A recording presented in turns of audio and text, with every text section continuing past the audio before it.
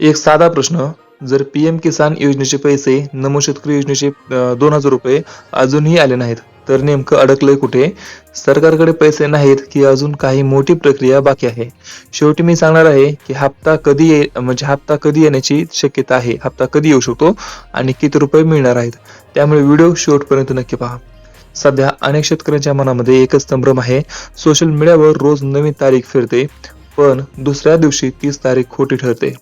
पण खरं कारण वेगळंच असू शकतं. नमो शेतकरी योजनेचा हप्ता थेट खात्यात टाकण्यापूर्वी लाभार्थी यादी, आधार पडताळणी, बँक खात्याची डीबीटी तपासणी आणि इतर प्रशासकीय प्रक्रिया पूर्ण केल्या जातात आणि या प्रक्रियेमुळे हप्त्याला काही वेळ लागू शकतो.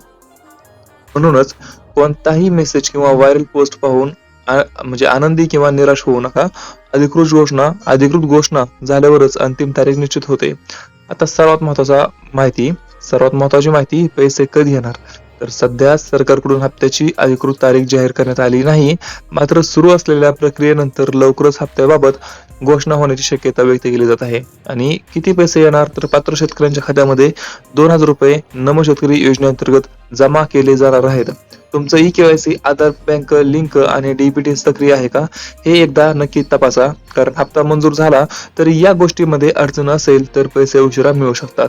तर अशाच अचूक सर्वात आधी सरकारी योजना अपडेटसाठी आपल्या चॅनलला सबस्क्राईब करा. मित्रांनो, आजच्या व्हिडिओमध्ये फक्त एवढंच. तुमचे काही प्रश्न असतील तर खाली कमेंटमध्ये नक्की विचारा. पण भेटूया पुढच्या व्हिडिओमध्ये. तोपर्यंत जय हिंद, जय महाराष्ट्र.